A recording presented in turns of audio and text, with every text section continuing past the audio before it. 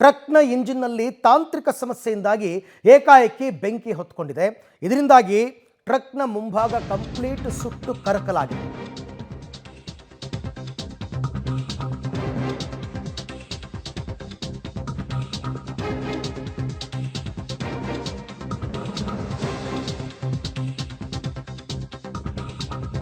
ರಾಯಚೂರು ಜಿಲ್ಲೆ ಮಾನ್ವಿ ತಾಲೂಕಿನ ಕಪ್ಪಗಲ್ ಬಳಿ ನಡೆದಿರತಕ್ಕಂಥ ಘಟನೆ. ಟ್ರಕ್ ಇಂಜಿನ್ನಲ್ಲಿ ಏನೋ ಟೆಕ್ನಿಕಲ್ ಪ್ರಾಬ್ಲಮ್ ಆಗಿ ಏಕಾಏಕಿ ಮುಂಭಾಗದಲ್ಲಿ ಬೆಂಕಿ ಹತ್ಕೊಂಡ್ಬಿಟ್ಟಿದೆ.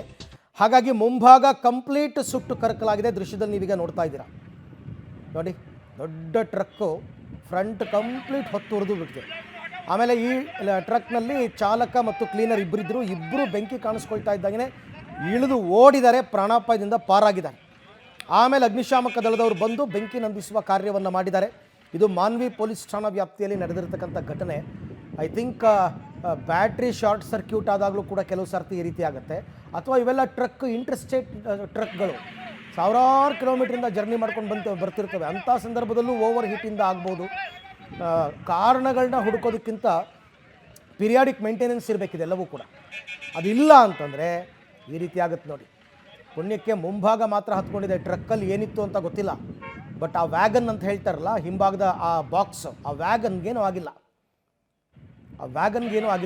ಮುಂಭಾಗದಲ್ಲಿ ಮಾತ್ರ ಬೆಂಕಿ ಹತ್ಕೊಂಡು ಉರಿದಿದೆ. ಆಮೇಲೆ ಅಗ್ನಿಶಾಮಕ ದಳದವರು ಬಂದು ನಂದಿಸಿದ್ದಾರೆ.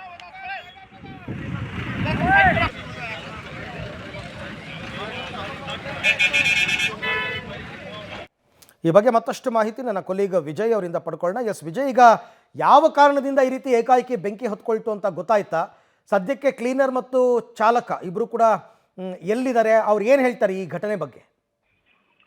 ಖಂಡಿತ ಅರವಿಂದ್, ಏನು ಇದು ತುಂಬಾ ದೂರದಿಂದ ವಾಹನ ಬರ್ತಾ ಇದ್ದ ಸಂದರ್ಭದಲ್ಲಿ ಇಂಜಿನ್ ನ ಹೀಟ್ ಏನಾಗಿದೆ ಅದು ಹೆಚ್ಚು ಹೀಟ್ ಆಗಿದ್ರಿಂದ ಏಕಾಏಕಿ ಇಂಜಿನ್ ನಲ್ಲಿ ಬೆಂಕಿ ಕಾಣಿಸ್ಕೊಂಡಿದ್ದು. ಅದು ಒಳಗಡೆ ಎಲ್ಲ ಕೂಡ ಆವರಿಸ್ಕೊಂಡು ಇಂಜಿನ್ ಭಾಗ ಏನಿದೆ, ಆ ಕ್ಯಾಬಿನ್ ಏನಿದೆ ಅದೆಲ್ಲ ಕೂಡ ಸುಟ್ಟು ಕರಕಲಾಗಿರುವಂತದ್ದು. ಯಾವಾಗ ಬೆಂಕಿ ಹೊತ್ಕೊಳ್ತು, ಅದು ಹೊತ್ಕೊಳ್ತಿದ್ದಂತೆ ಆ ರಸ್ತೆ ಪಕ್ಕದಲ್ಲಿ ವಾಹನವನ್ನ ನಿಲ್ಲಿಸಿ ಚಾಲಕ ಮತ್ತೆ ಕ್ಲೀನರ್ ಅಲ್ಲಿಂದ ಏನು ಹೊರಗಡೆ ಹೋಗಿರುವಂತದ್ದು. ಅದೃಷ್ಟವಶಾತ್ ಅವ್ರಿಗೆ ಸ್ವಲ್ಪ ಬೆಂಕಿ ಕಾಣಿಸ್ಕೊಂಡ್ ಕೂಡಲೇ ಅವರು ಹೊರಗಡೆ ಹೋಗಿದ್ದಾರೆ. ಇಲ್ಲದೆ ಇದ್ರೆ ಬೆಂಕಿ ಸಂಪೂರ್ಣ ಆವರಿಸ್ಕೊಂಡಿದ್ರೆ ಅವ್ರಿಗೂ ಕೂಡ ಅಪಾಯ ಆಗುವಂತ ಸಾಧ್ಯತೆ ಇತ್ತು. ಒಳಗಡೆ ಬೇರೆ ಬೇರೆ ಗೂಡ್ಸ್ ಗಳನ್ನ ಅವರು ತೆಗೆದುಕೊಂಡು ಮಾನ್ವಿ ಮಾರ್ಗವಾಗಿ ಹೊರಟಿದ್ದಂತ ಟ್ರಕ್ ಏನು ಮಾರ್ಗ ಮಧ್ಯದಲ್ಲಿ ಬೆಂಕಿ ಕಾಣಿಸ್ಕೊಂಡು ಈ ಒಂದು ಅನಾಹುತ ಆಗಿರುವಂತದ್ದು. ಕೂಡಲೇ ಸ್ಥಳೀಯರ ಮಾಹಿತಿ ಹಿನ್ನೆಲೆ ಅಗ್ನಿಶಾಮಕ ದಳ ಸಿಬ್ಬಂದಿ ಬಂದು ಬೆಂಕಿಯನ್ನ ನಂದಿಸಿದ್ದಾರೆ. ಹೀಗಾಗಿ ಅದರಲ್ಲಿ ಇದ್ದಂತ ವಸ್ತುಗಳು ಯಾವುದು ಸುಟ್ಟಿಲ್ಲ, ಆದ್ರೆ ಇಂಜಿನ್ ಮಾತ್ರ ಸಂಪೂರ್ಣವಾಗಿ ಸುಟ್ಟು ಕರಕಲಾಗಿರುವಂತದ್ದು. Arvind, right Vijay, thank you. ತಮ್ಮೆಲ್ಲ ಮಾಹಿತಿಗೆ ಧನ್ಯವಾದ. ಬಟ್ ಹಿಂಭಾಗದಲ್ಲಿ ಇರತಕ್ಕಂಥ ಲಗೇಜ್ಗೇನೂ ಆಗಿಲ್ಲ, ವ್ಯಾಗನ್ಗೂ ಏನೂ ಆಗಿಲ್ಲ. ಮುಂಭಾಗ ಎಲ್ಲ ಕಂಪ್ಲೀಟ್ ಆಗಿ ಹೊತ್ತಿ ಉರಿದಿದೆ.